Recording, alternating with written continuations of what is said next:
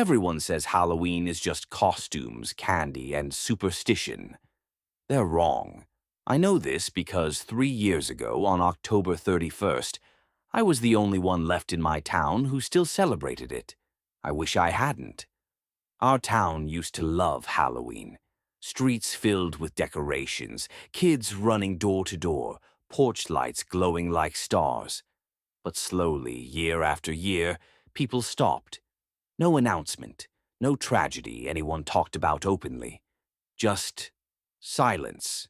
By the time I moved there, the rule was simple. On Halloween night, turn off your lights, lock your doors, don't answer knocks. I laughed when my neighbor told me. Why? I asked. He didn't smile. Because it's safer to pretend you're not home. That should have been my warning. I grew up loving Halloween. The ritual mattered to me. The masks, the candles, the feeling that for one night, the veil between things grew thin. So, when October 31st arrived, I carved a pumpkin, lit it with a candle, and placed it proudly on my porch. It was the only light on the entire street. At sunset, I noticed curtains twitching across the road, people watching, waiting for me to realize my mistake. By 7 p.m., trick-or-treaters should have been everywhere. Instead, the street was empty. No laughter, no footsteps, no wind, just my jack-o'-lantern flickering like a warning. At 8 p.m., the first knock came, 3 slow taps. I smiled, grabbed the candy bowl, and opened the door. No one was there. I looked down the steps, left and right. Empty sidewalk, no cars, no shadows. As I closed the door, I noticed something odd. A candy wrapper lay on my porch. I hadn't handed out any yet. By 9 p.m., the knocking returned, this time louder, more impatient. I hesitated, then checked through the peephole. A child stood there. He wore an old-fashioned costume, something like a pilgrim's outfit. The fabric looked dirty, frayed at the edges. His face was hidden beneath a cracked porcelain mask with painted tears. I opened the door. "Trick or treat," he said. His voice didn't sound like a child's. It sounded hollow, echoing. I handed him candy. His hand brushed mine. It was ice cold. "Happy Halloween," I said nervously. He tilted his head. "You still remember?" Before I could ask what he meant, he turned and walked into the darkness. The porch light flickered.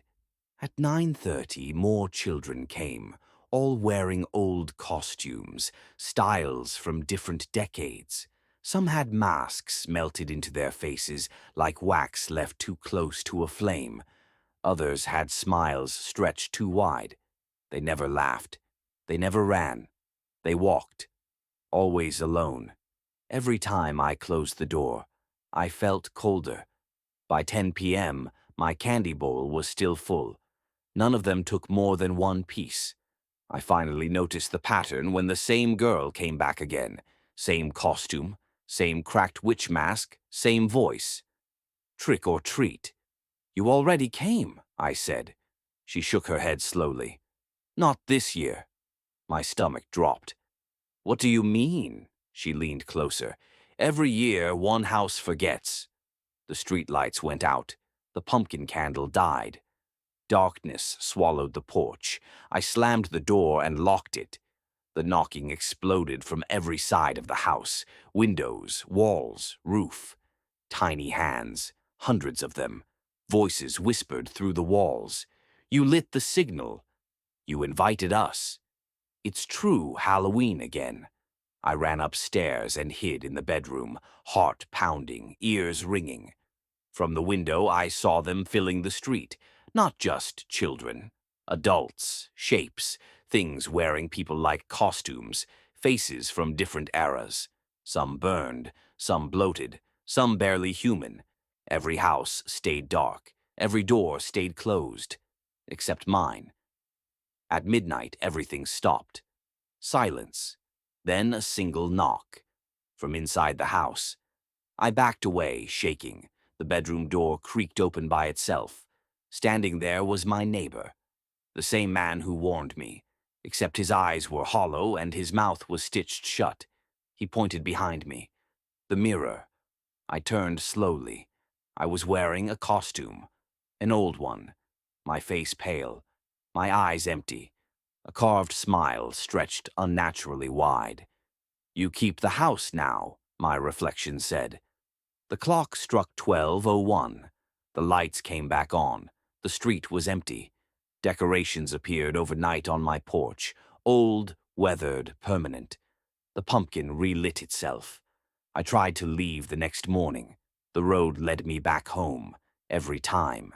Now, every Halloween, I stand by the door, waiting, because someone, somewhere, will forget again. And when they do, I knock.